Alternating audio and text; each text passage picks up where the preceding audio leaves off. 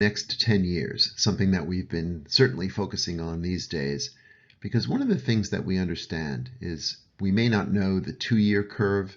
We can have some confidence perhaps in the 5-year curve, but we can be pretty confident on a 10-year curve, although a lot of that confidence seems to be lost these days because we're looking at a lot of carnage, and within carnage, of course, there's opportunity, right?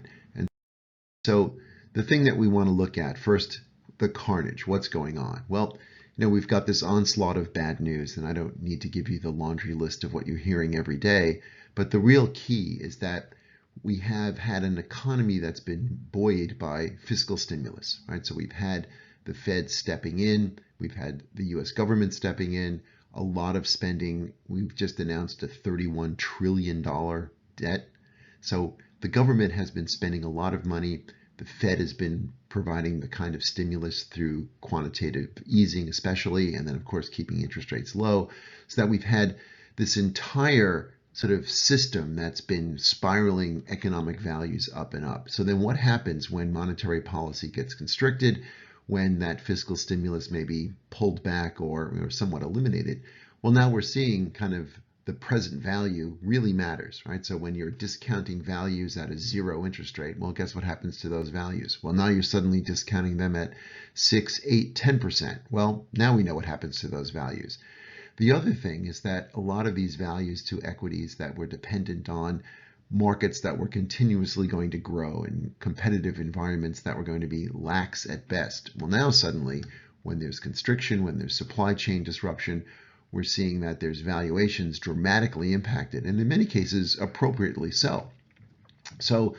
But when we step back, we realize that economic growth comes from innovation and entrepreneurship. It always has, it always will.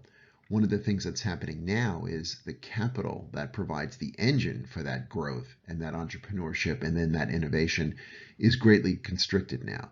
Because when markets are flying, people are throwing money around, you have something like the Vision Fund, somehow $100 billion in venture capital was going to make sense. Well, if the tide is rising vigorously, yeah, that can make sense, but in normal to constricting economic times, that's not going to make sense, as we've seen, right? And so that also creates opportunity, because now we're seeing that people are sidelined, and we all know when there was a carnage before in the tech world in the year 2000, there were great buying opportunities, right? Amazon was $6 a share, right? There is great opportunity that comes from that. And so we say, markets matter. So valuations matter because valuations indicate exits. Exits indicate values for entrances, right? So venture capital, the engine for entrepreneurship, has been somewhat sidelined. And the smart money is saying, well, there's not enough of a valuation to the exit, so therefore the valuations to current growth rounds are down, if available at all. Valuations to initial rounds are down, if available at all. And so that is putting a kind of a slowing governor on the kind of innovation and economic growth that we can see in the future. But it's not gone, right? So what we're seeing, though, is that equities being discounted at higher rates, so equities are down, right? We're seeing fixed income is sort of rising, and we've seen the interest rates associated with high yield debt more than doubling. And so when the yields are going up, prices are coming down. But that also means that cash and fixed income securities now are very valuable for now and in the future. And then we're also seeing alternative assets as private equity, venture capital, these kinds of specialized credit units. Those things can be discounted significantly because they're all depending on an exit that's coming from a market, and the current market conditions are not very favorable. But I'm saying that's short-sighted, right? Because the high cash flow generating companies kind of from now on are very valuable. We know that while inflation may be 6 to 8 to 10% now, depending on your estimate, they are not going to continue. Inflation's not going to continue at that level. So when you have a normalized 10-year perspective, inflation probably does subside. It probably does focus more around 3% annually, which means some of these opportunities today can be quite astounding, right? And we've seen that before with a long-term perspective, that while narrow opportunities have existed before, they've become extraordinary. So the technology was a narrow opportunity for the last 15 years that has returned more than 20% annually. Yet, if you were in kind of consumer staples and other sort of more standard industries, you returned less than 5%. So opportunity is still narrow. And going back to the idea of its innovation, its growth, it's that kind of engine that really drives valuation, that will drive market superior performance as well.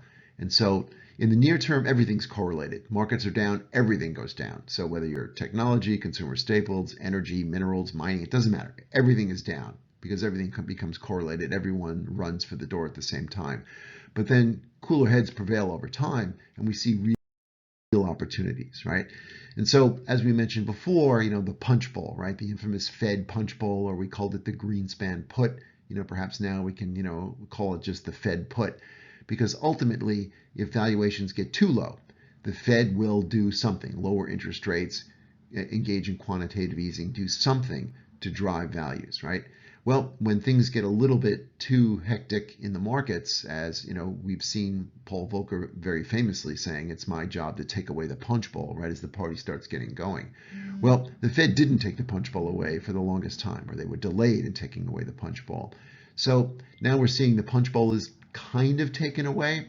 And I know that the Fed has got their eye on, well, have we overcorrected? And, the interest rates are one thing that affects inflation, but when you have supply chain disruptions, when you have limited supply and increasing demand or even stable demand, you're seeing price increases, and interest rates aren't going to do anything to bring that down. So as supply chains become more normalized, as production becomes more normalized, as interest rates have now risen, economic activity is slowing, you are seeing pricing coming down.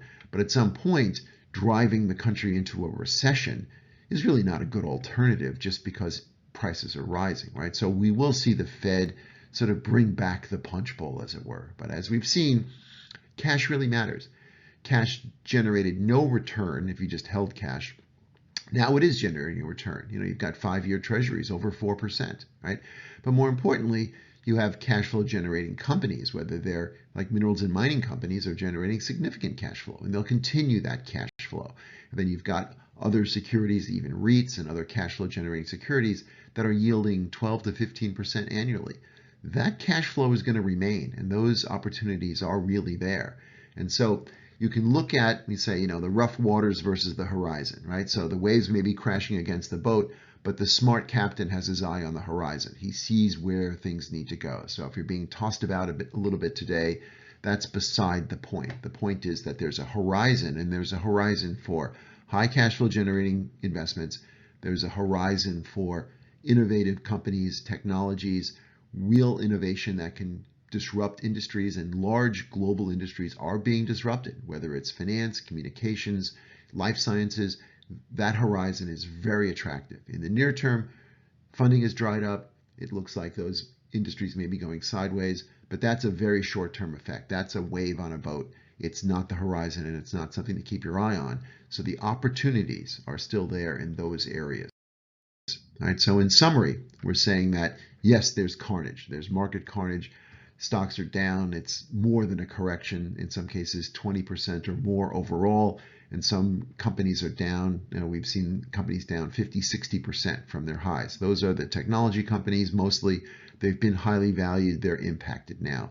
But markets do matter, because markets define even private capital. So venture capital, growth capital, private equity, alternative investments, they're all being impacted, and that ripples back to the engine that really drives growth, and it's innovation and it's private capital that ultimately drives growth.